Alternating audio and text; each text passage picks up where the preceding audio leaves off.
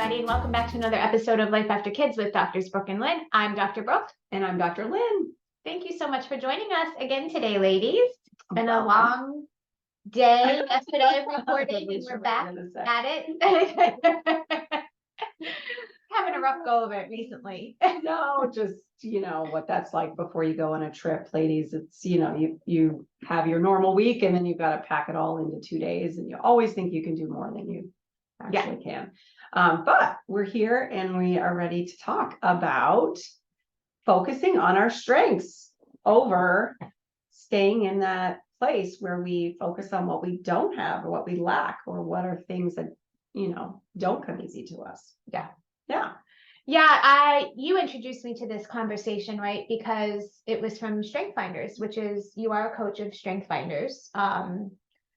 You could speak more to that, but you had introduced me to it, and I read the book. What is the book? Strength Finders 5.0? There are several, but yes, Strength Finders 2.0 is one. Discovering your strengths, discovering your talents. I think there's many. You just look for any of the books by the Gallup company, the same people that do the polls. Yep. And I think I read the first one because you had asked me to take, this was like years and years ago when you were asking me about taking the quiz, right? Yeah. And anyway, I read the book, and this concept was introduced to me in the book. And I think you spoke about it too. And I never really gave it much thought, but it's true. If we really take a step back and think about it, why is it that we spend all of our time focusing on the things we're weak at or not good at and trying to make ourselves better instead of taking that energy and putting it into facilitating and growing the things that we're really good at? Yeah. And we do it with our kids too, which is really awfully sad because we're missing the point on that, because they're different humans and they come with their own set of talents and strengths. But back to what you were talking about, and you're like, why do we do that? Because, and I think, I don't know if it's a gender thing, but I know a lot of women who do this. I know that I spent a lot of time in my 20s and 30s before I took that Clifton Strengths Assessment. So it's an assessment. So it's really backed in a lot of data. It's been around for almost 70 years now.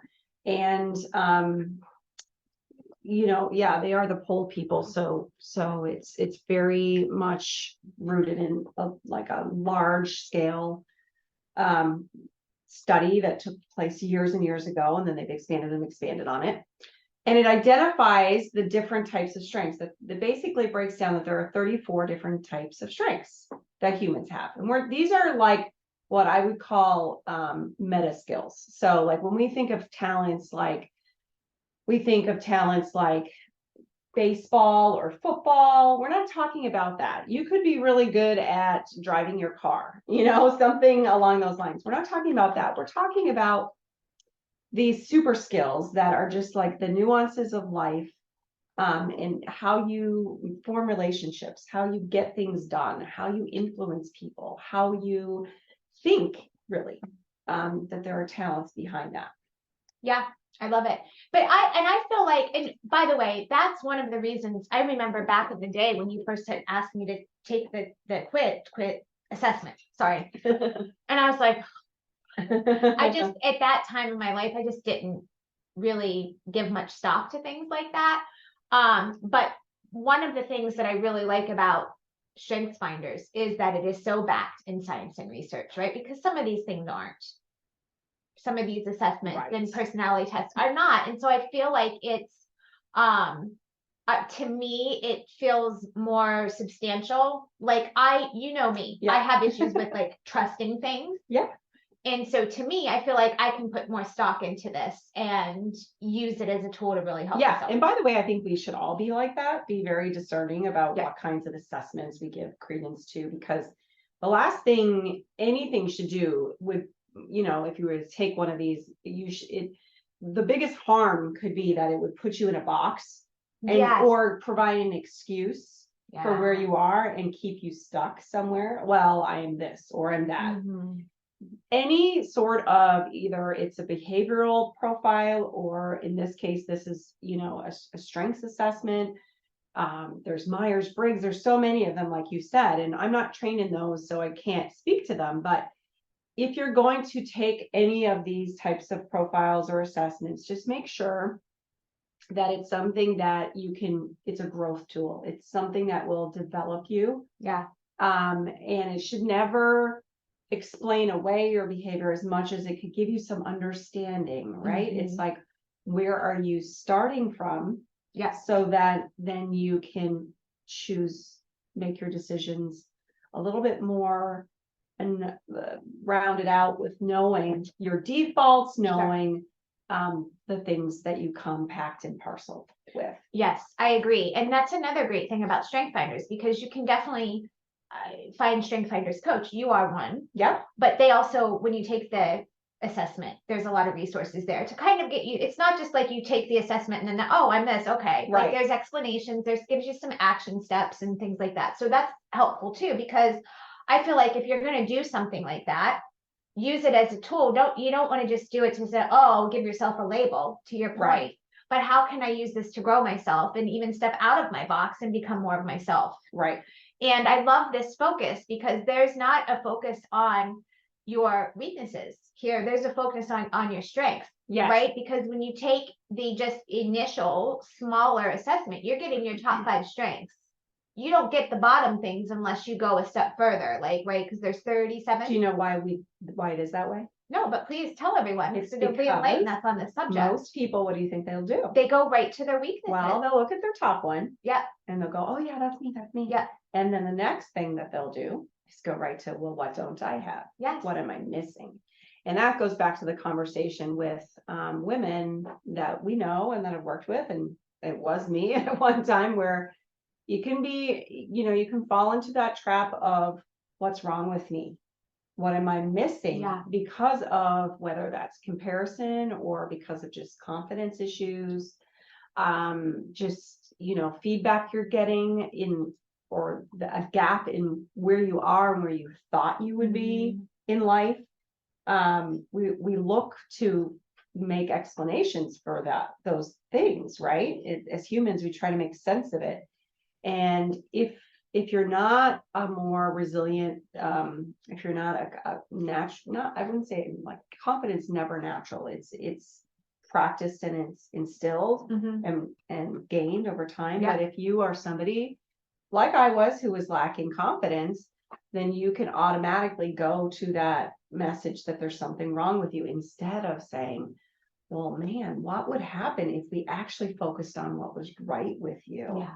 Maybe you are different, right? Maybe you're out there and you're thinking to yourself, my goodness, like, there's nobody who thinks like me. I've never met anyone who feels this deeply like I do. If you're somebody with empathy, or, I just love to communicate, and, my husband just doesn't love to talk, and I'm sitting over here and I'm like, talking like it's talking to the radio, right? Yeah. But so these are all super skills. These are all talents, communication, whether, it's communication in the Gallup sense or empathy in the Gallup sense. They come with what you said, they come with explanations, and it helps you to focus in on, like, this is your power and edge. This is something that comes so naturally to you that you probably don't even have to think about it. You probably don't think it's special just because you never stopped to think about it. You thought, well, doesn't everybody do it this way? Right? And because you're so natural at it, and these are inborn, like, these are things that you're born with. This is nature, in the nature versus nurture conversation. This is a nature conversation.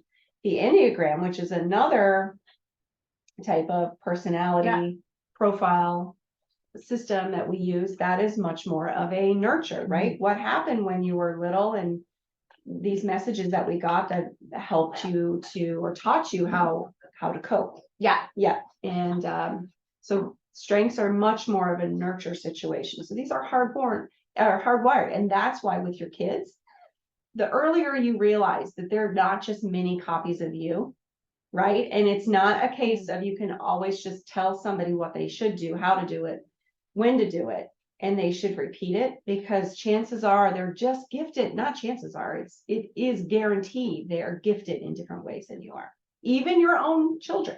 Yeah, and it's so, and that's such, I think it's a gift not only for yourself, but really when you can look at your kids and foster the steps that your kids are taking in life and help them along the way, whether it's going through high school or getting into college or after college, what kind of jobs they want. But when you can give them a perspective of what are your strengths?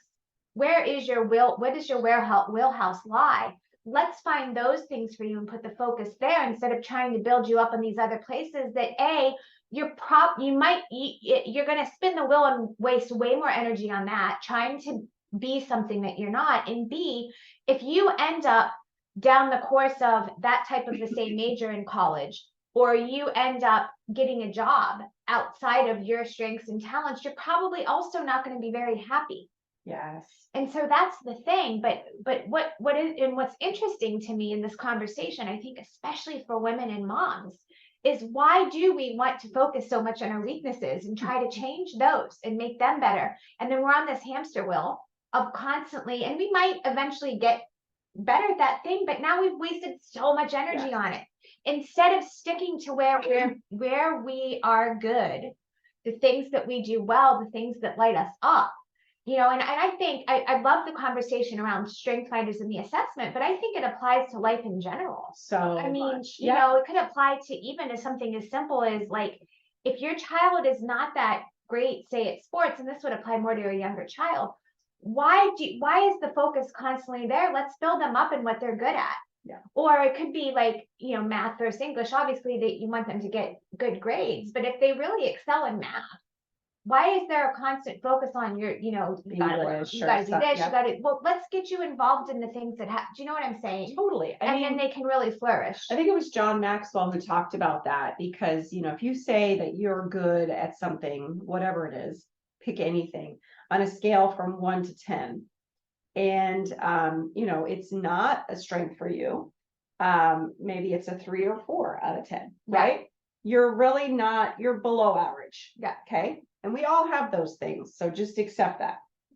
That's what makes us all good together. And that makes us need people. Yeah. Differences are an advantage, because something that you do well, I may not do as well. Yep. But vice versa. And so when we partner together, we, like Jerry Maguire said, we can complete each other, right? You can. But any case, back to John Maxwell. So, you could work really, really hard, because what do we want our kids to do in the case of the subjects, right? Okay, well, you just need to double down on your English, and you need to spend more time there. Yeah. And work really, really hard and get extra tutoring and practice. And at the end of the year, if they're just not hardwired, now school is a little different. It's more of an applied skill, right? You can learn that, but think about it if you're a communicator, or think about if you're somebody with the talent of discipline, or the talent of maximizer, which these are some Gallup talents that I'm handing out. At the end of that year of working on the thing that you're 3 to 4 on, you might get up to about a 6, right? If you're lucky, maybe a 7. Mm-hmm. You're still just a little bit above average, right? Mid-range. Yeah. Versus if you take something you're really good at, like the math, or if it's you, Dr. Brooke, it's empathy and communication and connectedness and some of your talents, and you work on those, you really hone those in, you find out what it means, you apply them every day, you look for opportunities to get better at them, you're going to be a 10 plus. Yeah. Right. And so is that not much smarter use of our time? So much better. And by the way, and like you said, as women, we focus on the opposite. We are at a deficit there, because if we compare ourselves, right, what are we doing? We're comparing ourselves to the most confident women. In general, the most confident people know this. That's where this study came from. They didn't know all the nitty gritty, but they knew in general what they were good at, and they spent time in it. Yeah. And to your point, that's where you're happiest, because when you're good at something, it comes naturally to you. Mm-hmm. You learn fast at it. You could teach others. It feels good to do that thing, right? Yeah. Who doesn't want to do, if you're great at math, who doesn't want to just look, it's not me, but I imagine there's some people who just love math. And so they look forward to the students, right? Look forward to the math homework. Right. So it's the same thing with us. So those successful people, they don't spend time, not only do they work on their strengths, they don't spend time worrying about what they don't have. Yes. Right? Or what they don't do well. Double deficit to that. Yes. Yes. And they have the confidence, because they're getting all of this feedback, all of this validation, Because when you're really good at something, people notice and Yeah. they will let you know. Yeah, it's great. And that's a great thing to foster for ourselves and once again for our kids. Yeah, whether it's high school, college, grown kids, even middle school, whatever that is, it's such an important conversation.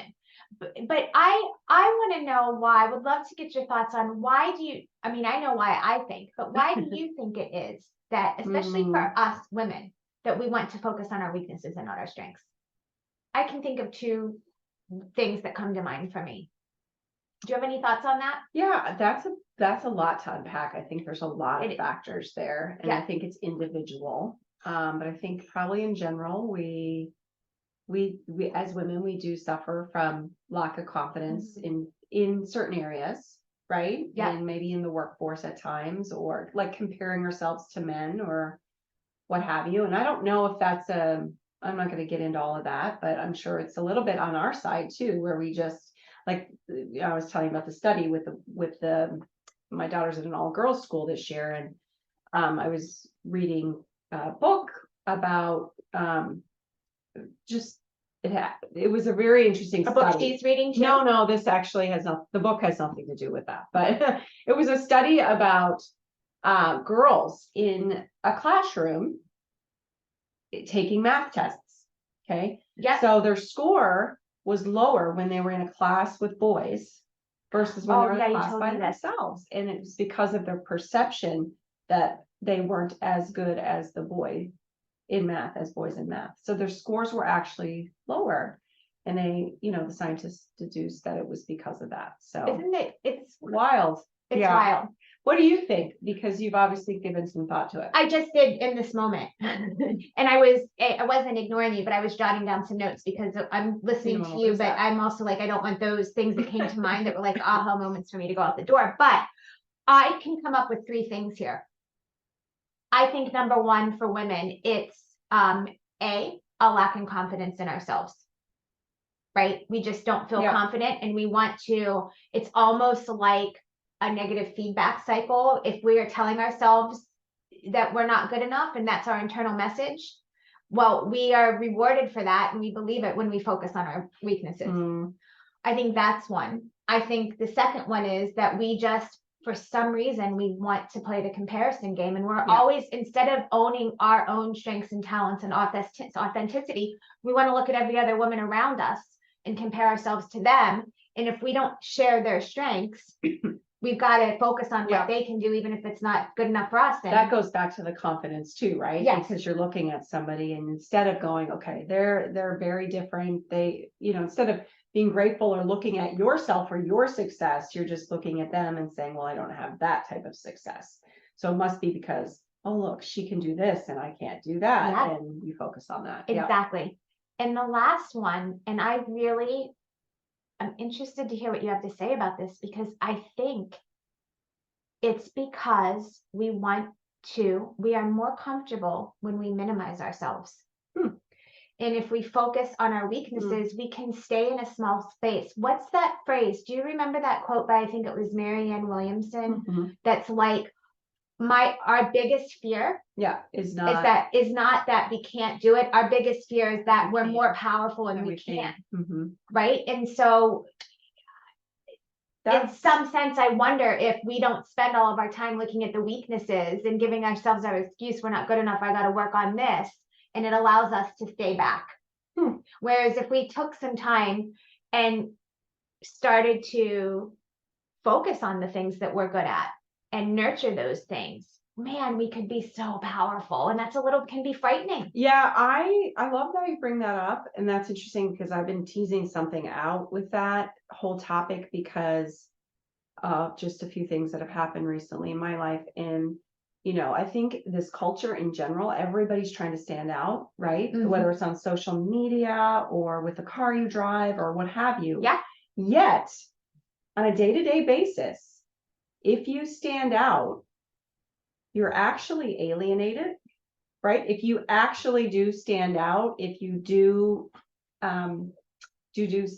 something significant. If you go against the norm. Right. If you go against the norm, if you separate yourself from the pack, you actually pay for that because, and specifically women, I think we have a tendency to do that. Well, we'll turn on each other instead of, being encouraging and happy. And I think that boils down to just a scarcity mentality. Just because you have something that I don't have doesn't mean that there's not enough resources that I can have the same thing. So Yes. it's just, we talk about abundance mindsets and scarcity mindset. It's where do you come from? Do you ever come from a place of, there's enough to go around. It's limited, not limited in your talents, in your strengths, right? Or do you feel it's limited and if somebody has some, you can't have it. So that goes real deep, but no, but I love that in though. And that is another piece, I think, to this puzzle of why we stay maybe focused on the weaknesses, because we do tend to operate from a scarcity mode. Like, I can't own my strengths and celebrate another woman for her strengths, because then, there's just not enough for us to all be powerful in our own strengths. Yeah. Well, that was one of the things that, and the more I work in strengths, the more it gives that to me. And I think that if you are listening to this and you're a friend of mine, I hope that you feel this for me, because it's the one thing that I feel like has been one of the most practical things from learning strengths, is just that, in that I don't have to, I feel a relief in not having to be you, like, or not compare myself to you as my friend. I feel like I just don't feel like, I'm not going to say I never feel like, jealous is such a strong word, but like maybe once in a while somebody gets something and you're like, oh, that would be nice too. But it's nature, right. I'm not perfect, but I'm just saying, like, I don't feel a sense of like envy or like not being able to be happy for somebody, or just for who, accepting them. I guess it's more in accepting them. It's not necessarily reaching goals. It's more or less accepting them for who they are, because the more I understand my strengths, the more I realize the part that I play in that friendship, in that relationship, whatever type it is. That could be in your marriage, that could be at work. Do you know what I mean? Did I say that? Maybe I need to expand on that. I think I get what you mean. And it sounds like you're saying, because you're comfortable in your own skin and with your own strengths and where you operate, it enables you to let go of feeling like you need to be like any of your friends, or feeling like they're better than you, or that you're jealous of what they have. You can just be comfortable with who you are and celebrate who they are. Right. Is that kind of what you were getting at? Yes. And we are not all things to all people. No, and we shouldn't have, we shouldn't have to be. And we shouldn't have to be. And I think that it allows you to just be really open and accepting of yourself. And it gives you more self-love back, so that the more you love yourself, the more you can love your friends, right? We've said this over and over. The degree to which you can give love is limited by the degree to which you love yourself, because you can only love another person at the same level you love yourself. It's like not physically possible to go above that. You might think it is. You can sacrifice more for somebody, but you can't. It's just, I mean, we talk about this over and over. Well, it's so important though. And I've said this before. I mean, there's scripture about this. Love your neighbor as how? As yourself. You're supposed to love other people as you love yourself. Well, if you don't love yourself, if you don't appreciate yourself for your own strengths, if you don't understand yourself, then how can you, on top of loving, if you don't understand yourself, how do you understand your friends? Right. How do you get to know, if you don't know yourself, how are you going to get to know your friends on a deeper level? Totally. And that can be easier said than done. Oh my gosh. Right? We're sitting here, just love yourself. How do you do that? Those are the questions that I wanted to know when I was on that journey. And this is just one of those tools. This is just one of that self-work. But this is so thorough that it literally spells out your DNA. This assessment, the Gallup Strengths, Clifton Strengths Finders, it spells out your DNA for how you're wired for those 4 things that we talked about. And we based our purpose quiz on it, right? With all the information that we took, it's proprietary. So some of those things are definitely ours, but this is part and parcel, because everybody needs to know a little bit about if you're going to go out and, you're trying to find out what's next for you, you need to know about your strengths, even if it's just on a more macro scale, Yes. so that you can get started in the right direction. Because like you said, the last thing you want to do is end up somewhere where you realize, well, that sounded good, but I'm not happy because it doesn't fit my strengths. Sure. Yeah. No, it's so good. And I wonder what our lives would look like if we spent more time, instead of putting our focus on the negative qualities in people, whether that be our spouse, whether that be ourselves, whether that be our friends, whether that be our family members. What if instead of having the perspective and constantly going to, oh, they did this, they did that, I mean, how many times do we nitpick about our spouses even? And instead of that, we started to flip the script and made a conscious effort to say, okay, but look at this good that they do. Yeah. Look at, what about this? What about how they support me, how they, whatever that is. If we could, I am notorious for doing that. I'm sure we all are, that we want to poke. It's just, for some reason, it's easier to look. Why is it easier to look at the negative? Yeah. It's always easier. Listen, I think that if every couple had some coaching, I'm that serious about it. We would cut the divorce rate in half. Yeah, I'm sure. Like, you can't fix the person who, there's character issues, there's things that happen, addicts, adulterer. I'm not talking about that, but how many good couples do you know that started out in love, that were a seemingly good match, and then they just whatever, right? Couldn't keep together. But it's usually because opposites attract, right? So what you see in your mate that brought you to them, you actually were attracted to that. And there's some people that think, there was a great book I read, we'll link it in the notes, about marriage. If this is you and you want to learn more about your mate, this was an excellent book. But your soul is kind of looking for that completion of you. So you see what your partner has that you might be, again, missing, but on a subconscious level, right? So we come together and we're this great partnership. We're this great complement of each other, but then we don't actually see what those parts are. And then you add in daily stress, kids, finances, all those things. Pretty soon, as you're coping, what you're trying to do, what you can't understand is, why doesn't your partner cope the same way or address life or have the same filter as you? And so that's where the nitpicking comes. Instead of, let's rewind, let's really see them for who they are and how they cope differently. There's not just one right way, right? So I think women are really bad at that. I'm going to be honest, in general. We're really bad at that. We think our way is the only way. Oh my gosh. I know I did that to my poor husband. And I don't know where that comes from, but you know what I mean? So their way, and again, like 100%, right? And they're not always right. They need us as well. But I'm just saying it goes both ways. It goes both ways. For sure. 100%. Man, I could talk to you about this all day, but we're going, it's a good, we should get into this a little more. I would love to get feedback from you all. Let us know, like, if you want more on these types of topics and more about strengths even, because Dr. Lynn is a wealth of knowledge. She's got me involved in it too. So we're happy to bring that to you. If you're interested, let us know. You can DM us. You can email us via the website, which is www.lifeafterkids.com. Make sure you're following us on Instagram, Facebook, and TikTok. No, just go be your amazing self. There's only one of you.